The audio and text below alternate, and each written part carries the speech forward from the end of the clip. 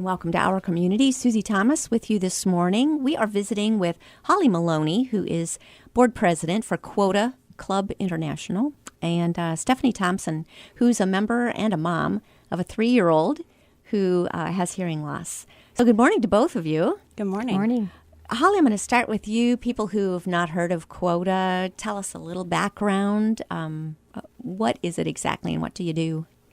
We are a club which is part of a bigger organization called Quota International, which is in Washington, D.C. We have clubs in 14 countries, about 5,000 members. Our club with 70 members is one of the largest in the world. Wow. I think we may be the largest in the United States or the second largest. We have a great club, and our focus is on doing things for disadvantaged women and children and people with speech and hearing issues. Mm-hmm. Is there a reason that this area would have such a great response to dealing with this issue and looking at this issue? Or are we just that philanthropic and great of a community? Well, our club was chartered it was 25 years ago, last year, and we just had a really great group of women who started it. They were active in the community, and it's just continued. We just have a great group of women who care and are willing to work and do whatever needs to be done. Often we don't know about something until we need it. So, Stephanie, what brought Quota into your life? When my daughter was born in August of 2014, she failed her newborn hearing screening, which I didn't know what that meant exactly. When we went to the pediatrician, they told me that lots of kids fail their hearing screening in the hospital before they leave. And she was a C-section baby, so it could be fluid. It could be a number of things. My pediatrician actually told me that she'd never had a kid who failed her newborn screening test actually come back and have any hearing difficulties. So you thought, okay, we're fine. So I thought it was going to be absolutely fine. We went up to Akron Children's Hospital and had a series of tests done, and it came back that Kate had, at that time, unilateral loss. It turns out 3 years later that it is bilateral loss and it is progressive. So she will eventually lose most of her, if not all of her hearing. But then they hit us with she needs hearing aids, and hearing aids aren't covered by insurance. I need to stop you right there. That is stunning. Hearing aids are not covered by insurance? Not at all. They're considered a cosmetic need even for children. So if you have older parents or yourself are having trouble hearing, your insurance won't cover it because they consider it to be cosmetic. Well, same as for a child who is born with hearing loss. It's a cosmetic need by most insurance companies. Help me understand. How did they explain that to you? And maybe you can help me understand. How can the fact that a person is not able to hear be a cosmetic thing? Most kids with hearing loss, and maybe 50%, I don't know the number precisely, are born into families that have hearing loss genetically. Mm-hmm. So they are part of a bigger community of the deaf community. A smaller number of kids are born into hearing families, which my daughter was born into. Yes. And so they see it as that she doesn't need to hear in order to thrive. There's sign language, there's other things that she could do, is how they kind of explained it to us. And you can fight it and you can do all of that, but you're still going to have to pay for the hearing aids, even if the insurance comes back years later and says, never mind, we changed our mind. Was there a reason given to you other than just sometimes this is what happens for her hearing loss? No. It's one of the most common birth defects in the United States. Okay. And did you see anything that you didn't notice anything as far as a baby, her responding to you that would have made you think it was during the testing that this was found? She was 2 days old when she was diagnosed. Oh, wow. With hearing loss. And so by 3 months old, she had been fitted and had her first hearing aid. And like I said, Quota of Maslin actually stepped in and paid for that first hearing aid. And then when she was diagnosed at a year old with the second loss in her right ear, they stepped in and paid for the other one as well. As a mom, just tell me how that was, how you processed all of that. There's a grieving process, and I think that's how it is with any disability or anytime your kid is hurt, like you wish it was you instead. But she's fine. She doesn't know any different. This is how her world has always been. So she's happy, she's healthy, other than the hearing loss. So we've just done whatever we needed to do. She's speech delayed because of the hearing loss, even though she was aided at 3 months old and then again at a year.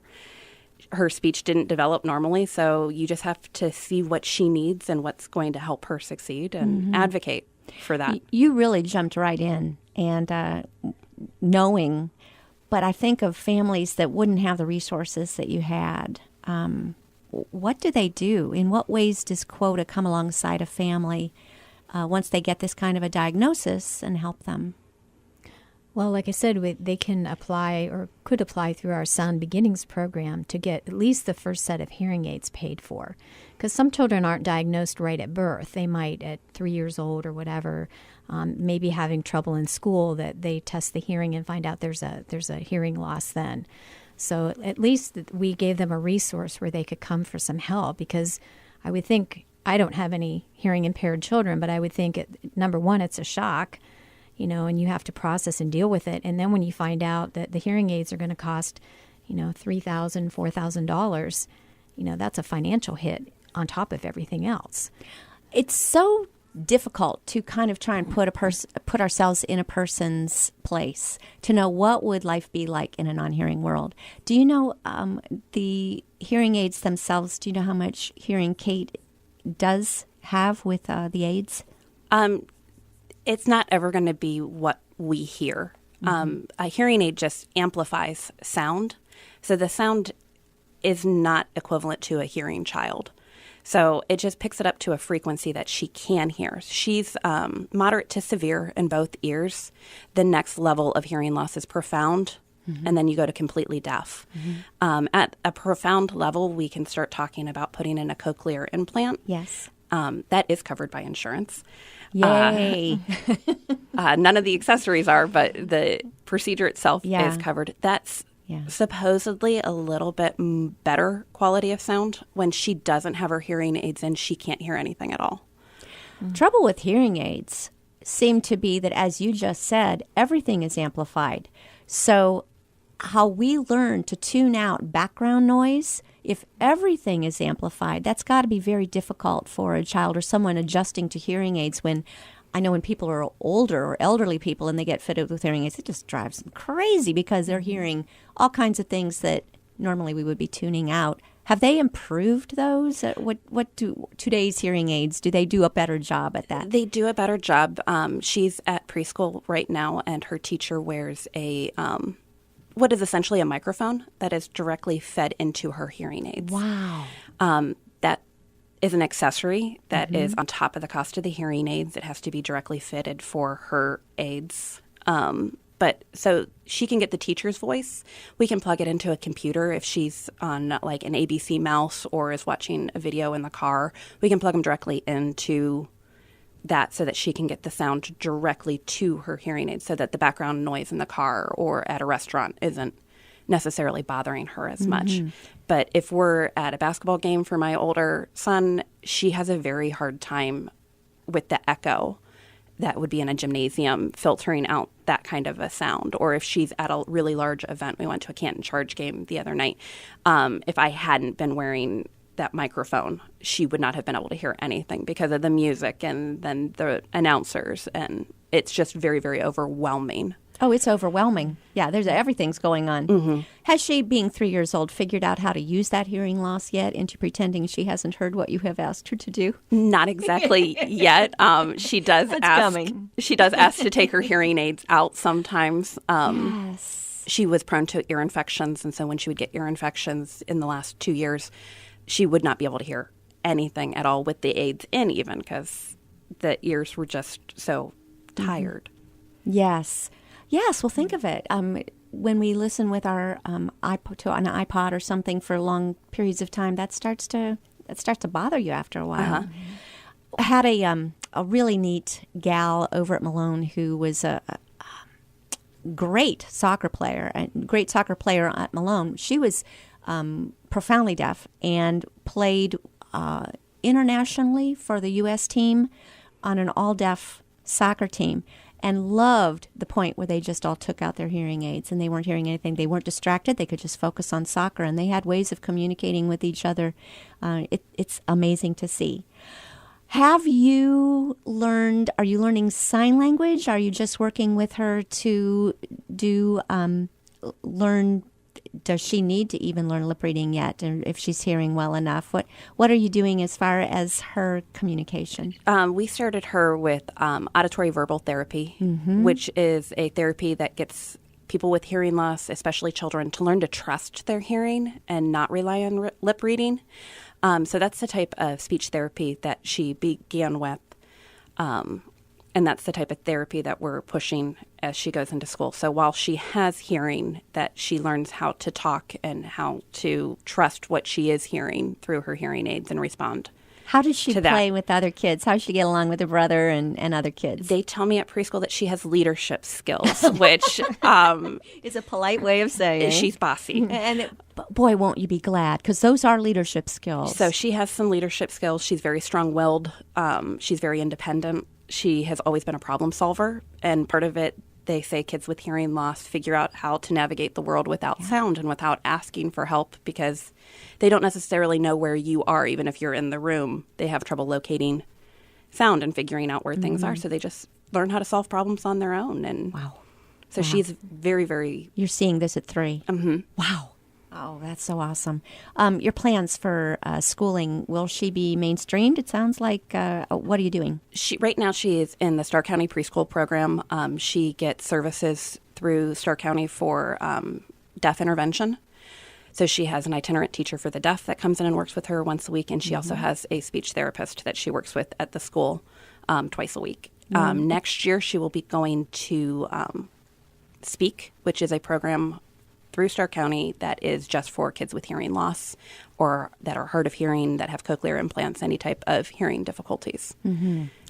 It's amazing the progress that's been made in this area. Absolutely. And you love seeing this. Now, this is all through the public school system. All these programs are available? Yeah. Pretty awesome. For anyone listening saying, ooh, we need to access this resource, how do they contact, or who should they contact? Actually, the Starr County program with Speak, most of the teachers and audiologists are members of Quota, so they could get in contact with Quota to get more of it. You could just contact Starr County Preschool Program as well if you're looking for that type of resource. Perfect. Holly, how do we get a hold of Quota? You can visit our website at www.massillonquota.org. Unfortunately, we don't have a office or a location, but we're also on Facebook. You can message us on Facebook, or you can also, write us a letter and inquire we have a P.O. Box 81, Massillon, Ohio, 44648. Oh, 44648. Okay, and that's P.O. Box. All right, we will give all that before we're done here. But quite an amazing organization. How often do you meet, and talk us through a meeting? How do you address all these issues and help these families? Because you're doing an amazing job. We meet generally once a month. We have a couple of meetings. One is a picnic in the summer. We just had our holiday party last month. So we get together as a group, as many of us as are available, on the third Wednesday of the month. Day or night? In the evening now, because I do work. So we used to meet in the lunchtime area. Yes. And then some presidents would have it where they would do some lunch meetings and other evening meetings. But I just can't leave all the time to take off work. Sure. Well, let's do a shout out to Canton Share Rental. Oh, thank you. Okay. Yes. You guys are everywhere helping us have all these events all around town. So thanks for everything you do. Well, thank you. We do need to take a short break. We'll be back with Holly Maloney and Stephanie Thompson after these words. You're listening to Our Community.